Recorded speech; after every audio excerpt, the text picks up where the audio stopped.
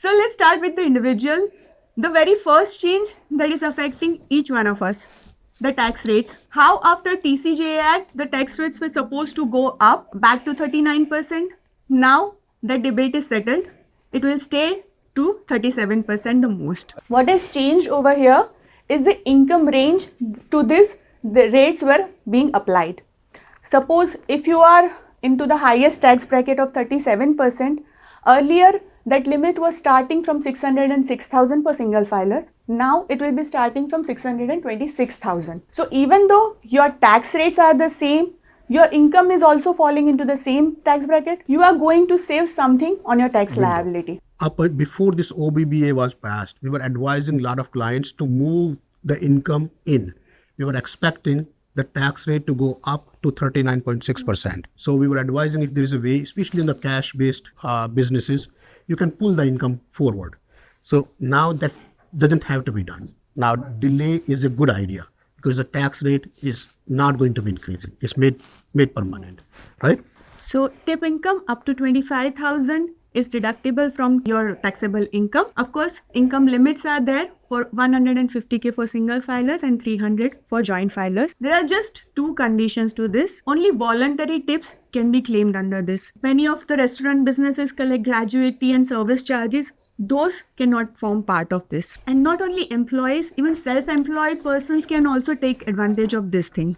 Now, overtime pay deduction. There is no advantage for self-employed over here. Only employees up to 12.5K for single filers and 25,000 for married couple can claim overtime pay deduction. Overtime pay has to be the premium portion of the overtime. Like if you are getting normal wages of $20 per hour and you are getting overtime pay wages of $30, the extra $10, only that portion will be counted over here. So only the overtime. Let's say if you work 2 hours extra, so you typically get 1.5 times. So the regular rate is 20. So you get 30 multiplied by 2. So the $60 is not deductible. Out of 60, 40 is the regular rate. From specific changes, a common change affecting all of us, standard deduction. Standard deductions are also increased up to 15,750 for single filers and 31,500 for married people. Now, this is just good news. Better news is that these limits are also indexed for inflation. It means it will keep up with the rising cost of living. Still, many of have the need to itemize. So let's check out the changes over there. Mortgage interest deduction, the 750K debt limit of mortgage interest deduction was supposed to expire in 2025. Now that has been made permanent. So if you are planning to buy a new house and if you are having a debt less than 750K, you can plan to itemize. This deduction alone can make you switch over from standard to itemization. States and local taxes. High tax states like New Jersey. Suppose if you are getting property taxes of 35,000, now it can be claimed over here. That itself is higher than standard deduction. So if you remember SOLT deduction, state and local taxes added together, there was a lot of whining, crying, especially from New Jersey, New York type of areas, the states with the higher taxes.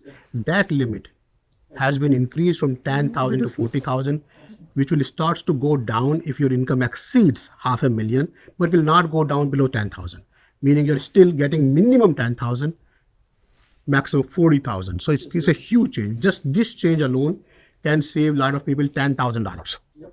Depending on your income tax bracket, this change can be a significant change. So certain miscellaneous itemized deductions that were already suspended under Tax Cuts and Jobs Act, they are now permanently repealed. These were very small deductions like your uniforms, tax attorney fees, all those. A big change on charitable deductions starting from 2026. Earlier, not for this year. Starting next year for the taxes that will be filed in 27. Up till now, there was no threshold limit that minimum you have to do charity to get the benefit. Now, there is a floor of 0.5%. To claim the deduction, it has to be more than 0.5% of your AGI. And look at some above the line charitable deductions. So the difference is above the line versus itemized. A lot of people don't qualify for itemization because the standard deduction is high enough, they don't have to itemize or they don't qualify. So the next changes that Amee will be talking about are the deductions that are allowed even if you're not itemizing. We call it above the lines. Donation of 1,000 for single person and 2,000 for married filing jointly will be available above the line deductions even if you don't itemize. But this change is also affecting from 2026. So even if you're not itemizing, you will still be able to claim certain donations going forward. There are just two conditions for this. It has to be cash donation, no property donation. Next up is auto loan interest deduction. If you're planning to buy a car, it's a good time. Interest deduction up to 10,000 is available, deduction above the line. Again, two conditions only. The car has to be assembled in US. The same needs to be used for personal use. If you are buying a vehicle for business use, it doesn't count over here. There are certain other deductions that Bhavi will talk about on the business side, what you can qualify for. But for this interest deduction, this is for that. So income up to 6,000 for single filers and up to 12,000 for qualifying married couple. And there is an income cap limit. I'm sorry. Yeah. There's an income cap limit over there. Income up to 75,000 for single filers and 150 for couples. Next up is child tax credit. It's a small bump from 2,000 to 2,200 per child. Refundable portion has been kept the same though. Next up is excess tax exemption. If you're planning to gift your assets to your loved ones, the limit has been increased from 13.99 million to 15 millions for single filers. For married couple, Here what you want to know, filing called 706 filing. Not many people know it. And we are asked a lot of times, should I create a trust? So when you are looking at a limit, exemption limit of 14, 15 million, large numbers. And that's for one person. With 706 filing, you can combine the limit. This much for husband, this much for wife.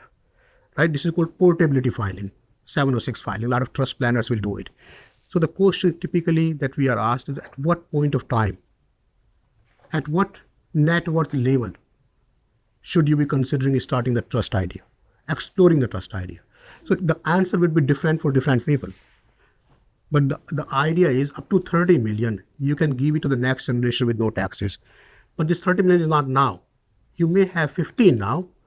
By the time you pass, this 15 million becomes 30 million. So you may want to start at 5, 7, 10. You choose the number.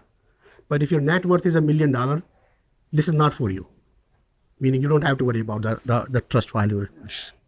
For single filers, next up is 529 education plan. The limit of expenses allowable has been increased from 10,000 to 20,000, and not only the limit has increased, the allowable expenses are also make a little more inclusive. Earlier only tuition fee was there. Now books, curriculum and tuition, home education. So this is one new investment plan called Trump accounts. It's kind of a mixture of 529 plan and Roth IRA. For specifically children born between 25 and 28, IRS gives you 1,000. 5,000 every year can be contributed by parents. 2,500 every year can be contributed by employer, and the child can get benefits of both the education as well as retirement plans. QSBS exclusion, qualified small business stocks. Whether you are planning to invest in some startups, this is good opportunity for you. The gains were earlier taxable above 10 million. Now that the limit has been increased to 15 millions. Even the asset cap has been increased from 50 million to 75 million. That means more startups will be qualifying for this. The idea here is